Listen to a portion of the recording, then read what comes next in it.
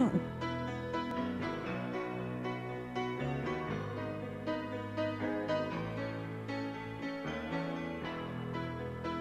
a small town girl living in a lonely world.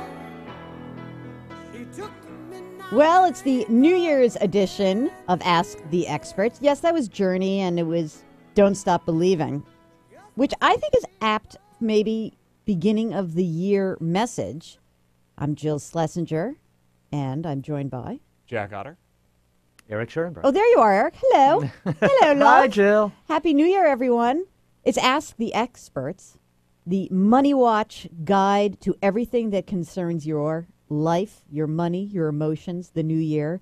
Cough remedies, cold remedies, because Jack and I both have. You know what? You're kind of screwed for today, Eric. Yeah, you mean I'm stuck in a confined room Yes. with two people who are Sniffling. spreading germs? Yes, exactly. I'm done And for. after Taking a breath for a couple I'm done for. you haven't, he's It's so. not the taking breath in; it's the taking breath out. And we know what bunch of gas bags we are, so that's all kind of downhill for you, Eric. Okay, so what we're going to do is we're going to do a little New Year, start off on the right foot, and it is kind of a cool thing. I love the idea of, fresh slate here. It's a good thing. And we're going to talk a little bit about some of our own personal resolutions. And we're also going to talk about what we think the year ahead is going to be like in the economy and for investors. And we got a couple of questions. So all that being said, by the way, if you're listening to this and you have a question for Ask the Experts, Megan, what do people actually do? They have to send us an email to asktheexperts@moneywatch.com, right? Asktheexperts@moneywatch.com, and we'll answer your questions. So, okay, so let's start. Jack, how are you feeling besides a little stuffy? How are you feeling? Are you upbeat? Are you feeling like 2010 is the year that recovery takes hold? What's up with you? Well, I think it is. I think it's going to be a slog. We've heard that word a lot, and I'm not going to be contrarian on that point.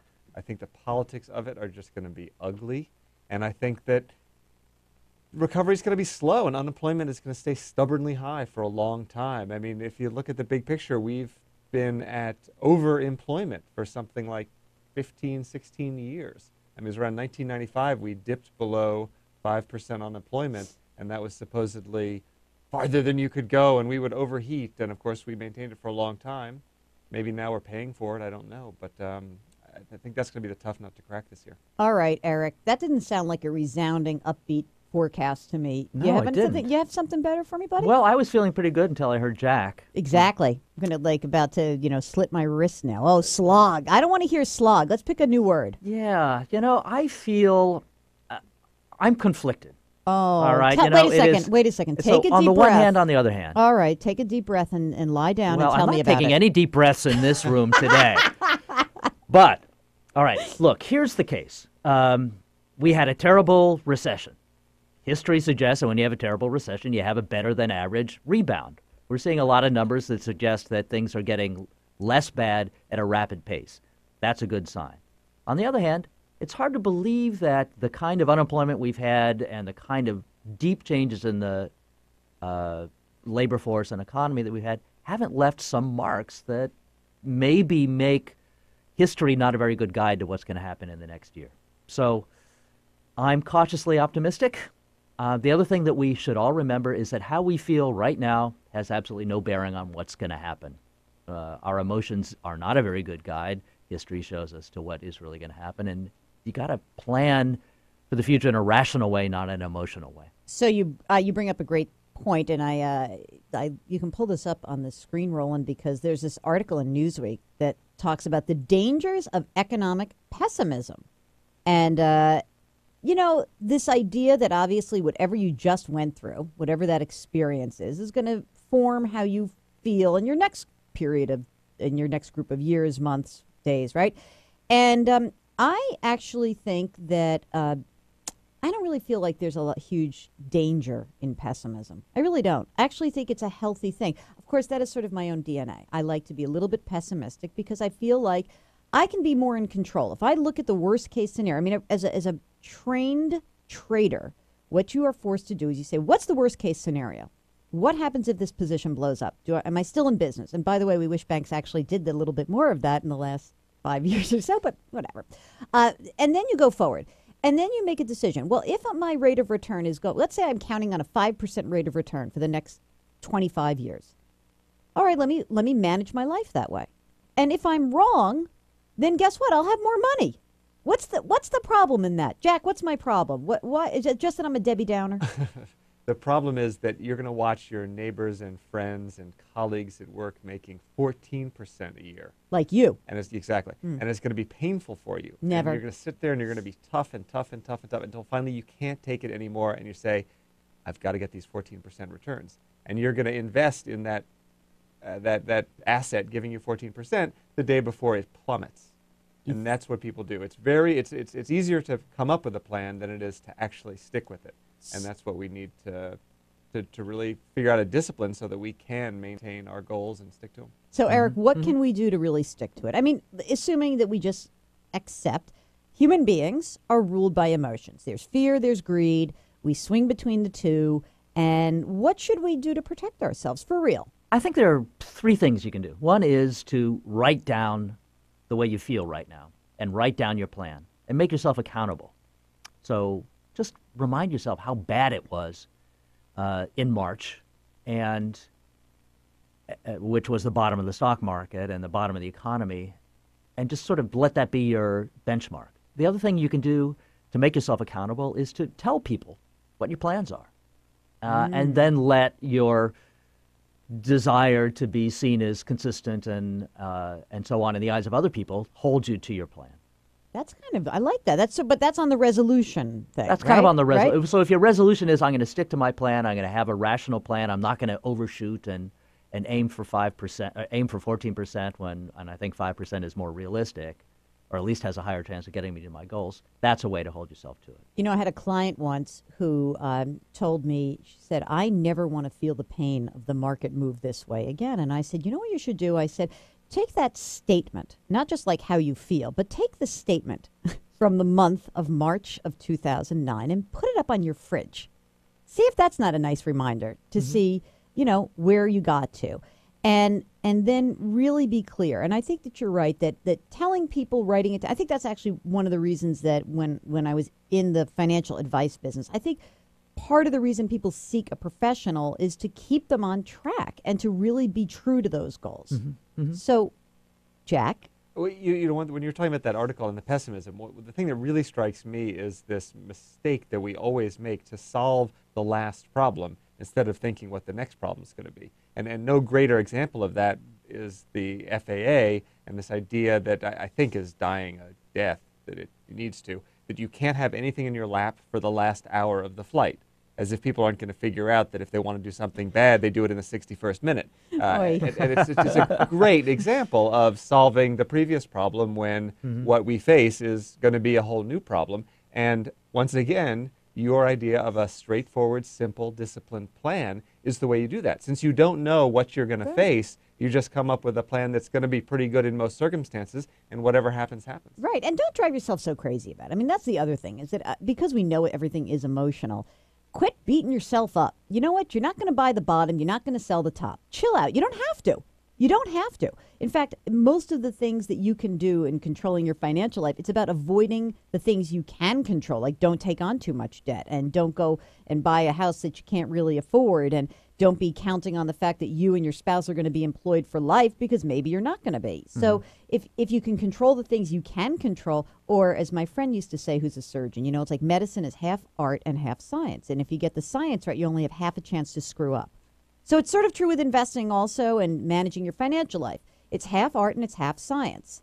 And if you look at your life and you say, okay, let me get the science part down, and then I only have half a chance to screw it up. Not so, it's get those things down though. So, gentlemen, do you have resolutions for the year? Jack, what do you got? Not to go have surgery done by your friend who has a 50-50 shot at getting it right. She's just telling you what's the truth. You can't handle the truth, man. That's the truth. That's what all doctors tell you. So what's your reso? My financial resolution is to rationalize the collection of retirement plans that my wife and I have been collecting. How many do you have? In our 20 years of How many? work life. Cop to it. It's about 6. 6 is more than you need. Yeah. I think. We need to do a little consolidation, a little coming up with the proper asset allocation. If you know what that flip is, a coin. and making sure that we stick to it. And what about, are you going to convert to a Roth this year? I'm not, and it's for a very simple reason: cash flow. I think it's a great darn idea. I would kids. encourage anyone who The can afford kids. to do it. Blame your children. But I'll blame it on the children. Of course. Yeah. That money's going elsewhere. All right. And we should explain the money that I'm talking about is the money that you would need to pay in taxes on the money that's now tax deferred, that is no longer tax deferred, but can grow tax free in that beautiful Roth. All right, we're going to get to a Roth when we get to the questions, a couple of questions. Eric, what about your financial resolution? My financial resolution is to spend less and save more. What? You don't yeah. spend any money. I do. I Really? do. Well, in my family, I do. And, What's the biggest category where you think, like, out of your slush fund money? Where does the worst of it? Come on, cop to it. You're just the among biggest three. the biggest is the top 3 are the easy to identify. Yeah. Private school, Well, that's real estate taxes. So private school, that'll end. right. That'll And end. real estate taxes. What are you? Real gonna estate taxes, I'll fight them. That'll be a resolution for this year. Oh my God! Why don't you just eat out a little bit less? Well, I enjoy eating out. I don't enjoy paying real estate taxes. All right. What's number 3? Number 3, well, actually, I don't know. What is number 3? Yeah. What is? So you're Yeah, telling me I really have to that figure does that not out. sound like real spending issues. I gotta imagine that. I don't know. I'm not buying this, Schoenberg. I'm not. It sounds like you're probably under control. So you're just going to fight your real estate. I will fight my taxes. real estate taxes. That's Actually, your- I think that is, you have a better chance, I think, especially after prices have gone down so much in the market, of winning that fight. Hey, You'd be surprised. My parents fought, Mm-hmm. and guess what? They got a big reduction, like 20%. Yeah. So this was More than half of the people who fight, if they do it the right way, do succeed. That's a pretty good All encouragement. right, that's a good resolution. So my first resolution is that last year I resolved to start drinking single malt scotch, which I kept. I want you to know that was a good one. So this year my non-financial resolution is to expand the types of single malt scotch that I drink. So I was just doing Glenlivet. By the way, if Glenlivet wants to sponsor this podcast, that would be fine too. And but I'm going to expand into some other brands. So that's my non-financial resolution. And my financial resolution, which I think we all talked about here before, is like what we're going to do is I want to buy a house, a second home. And so that is hopefully happening in the next couple of weeks. So once I get that done, I'm off the hook. I don't have to do anything for the rest of the year except watch you fight your real estate taxes. And you've told us what you're going to do. Yes. You're already well down the path on them. Yes. And now you are accountable for increasing your breadth of single malt scotches you drink. Indeed. And believe it or not, you can actually find a good single malt scotch on MoneyWatch.com. Really? Tell We've me written about that. it. Yeah. Highland Park, made by the same company that makes the Macallan, Oh. but lesser known, so you'll impress your friends, and it costs less, so you'll impress. Really? Eric. All right. Am I going to find it out Oh, there? absolutely, yeah. All right. I'm going to do that right now. I mean, not now. I mean, after this day is over. Okay. You ready for some questions? This is a good one because it comes off of real estate. So this is actually from someone who contacted me via my blog, which is called The Financial Decoder. Jill, my husband and it's kind of a rant. It's not really a question. My husband and I recently built a new home. It's valued at $472,000. We are refinancing the construction loan, which is a pain in the neck, by the way. They used to give money away for construction loans. It's very hard right now. We got approved in 2008 for $330,000. And now when we were trying to finance the construction loan, we've been denied twice. They're asking for the same 330. Okay, so they got approved in 2008. They're asking for the same amount. Credit scores 759, 734. I mean, these are high credit scores, right? We're both self-employed, however, and pay. And they get money from rental income on top of that. They make about $4,000 a month. So anyway, the company's saying, well, they need to show more income.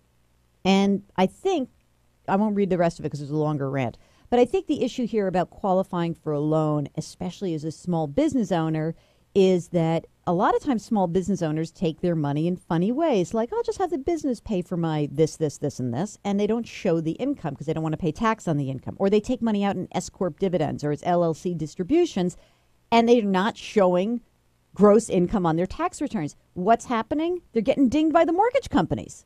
So is it going to get any easier to apply for a mortgage in 2010? Eric Schoenberg, answer me that. Yes, especially for small businesses. I mean, it is already a mess. Obama has talked about using some of the TARP money to increase lending to small businesses, and there's just a lot of pressure on the banks to be a little bit more generous. So yeah, I mean it's terrible out there, especially for small business owners. So that'll get better. Okay. That's my prediction. All right. And reserves have spiked dramatically that banks have on hand, so I think they're going to loosen up and start lending some of that money. Okay, but Jack, I read today that new mortgage applications are at a 12-year low.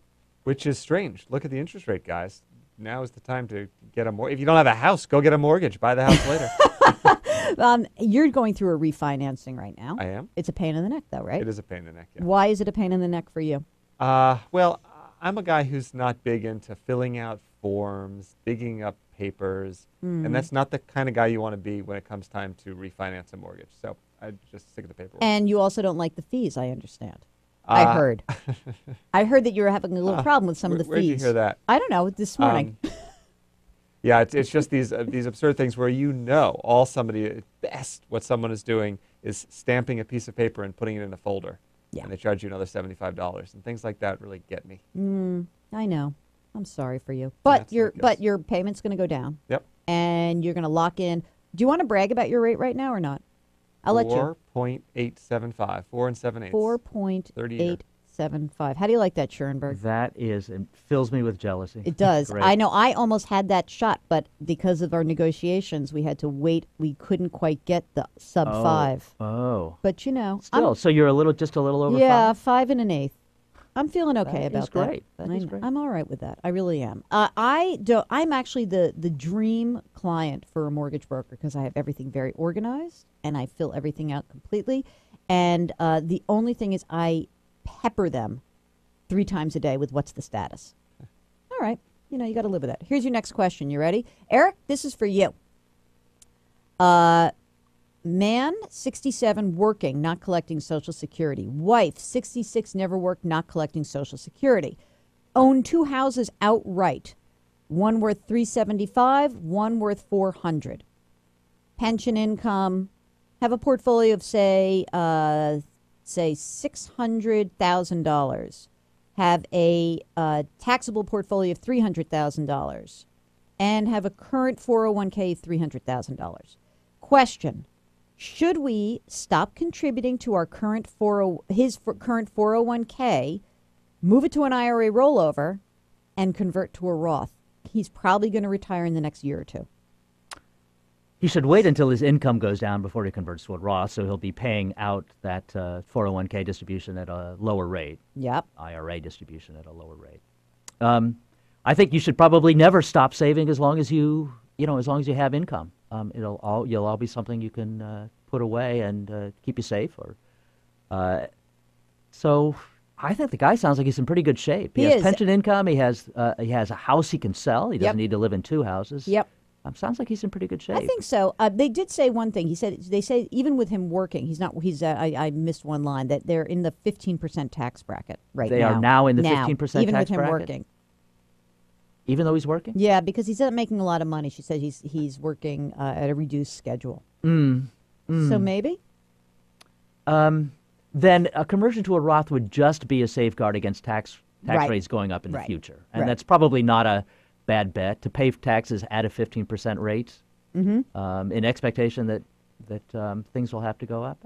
That sounds to me like That's not a good bad bet. one, Yeah, right? I would do it. I feel the same way. What do you think, Jack? You good with that? Well, we should point out that the older you are, the less advantage there is to converting to a Roth, because the great thing about the Roth is the tax-free growth. So if they really think they're not going to tap this thing for 10, 15, maybe forever and leave it to their heirs, then yes, it's a good move. But if they think they're going to be dipping into that account in 5, 7 years, then no. Right. I wouldn't. I gotcha. I like the Roth, as you say, as almost an estate planning tool, but but that's really to help your heirs. It doesn't really help you. So you're right. It's a personal situation. If you had the choice right now in terms of giving advice to someone about just thinking about like settling down, let's say that the housing market recovers somehow or other next couple of years. How do you guys feel about selling house and being a renter, because rents have come down quite a bit. So what do you think about that? Do you think that renting is good, bad, otherwise? How are you feeling about that? Jack, what do you think? Well, I don't see a big reason to sell a house in a pretty bad market right now. I think that if you don't own, I don't think there's any huge rush to buy one. I think being a renter is a perfectly fine thing to be. You can probably negotiate pretty good for a nice rent. And if you're in a situation where you are ready to settle down and buy, then be a buyer, a casual buyer for the next few years until you see something you love. The key point to me is this obsession we still have, despite what just happened in the market, this idea that you have to be a homeowner. And I just disagree with that. And I think for some people it's great. For other people it's not. The government certainly pitches in, so financially it can be a good deal. But I don't think people should lock themselves in, especially now. I see younger people who are very early in their career who kind of glue themselves to a particular region because they buy real estate. And I think that's a bad move. What do you think, Eric? Well, I agree with Jack, especially about its impact on your mobility. And I do believe that homeownership is overrated. It's really a numbers game. If you can get a home at a low enough rate, especially these days, I think you can't count on appreciation making it all worthwhile. One way to look at it is homeownership, mathematically, is really just a way of prepaying the homeowner costs that you will always have. You prepay them because you're paying interest. You'll pay off a mortgage eventually and live rent free. I guess that would be the hope. But it is really just a numbers game. There is no magic to homeownership. And you know what? And there is no the whole mythology around it. I'm so over it. I really am. It's a pain in the neck mostly. That's what I think. And I'm here's someone who's about to buy a second home, so I'm ready. I understand that, but just remember, here's for next reality check. That's your reality check. Owning a home is a pain in the neck. Sorry, I'm not handy. We're coming to the end of our first show of 2010. How are you guys feeling about it? Was it good? Awesome. It was? Eric, do you think it was? You're not happy? I thought This so. show or Yeah, 2010? No, this show. Oh, it was awesome. It's awesome. Yeah, in fact, let's put that statement at the beginning of the show. This People was watch it all the way through. is and was an awesome show. Thank you very much for watching, listening, and send us your questions to asktheexperts at MoneyWatch.com. I knew I would remember it. Asktheexperts at MoneyWatch.com and send us your musical choices. I'm Jill Schlesinger. I'm Jack Otter. Eric Schoenberg. And we'll see you next time.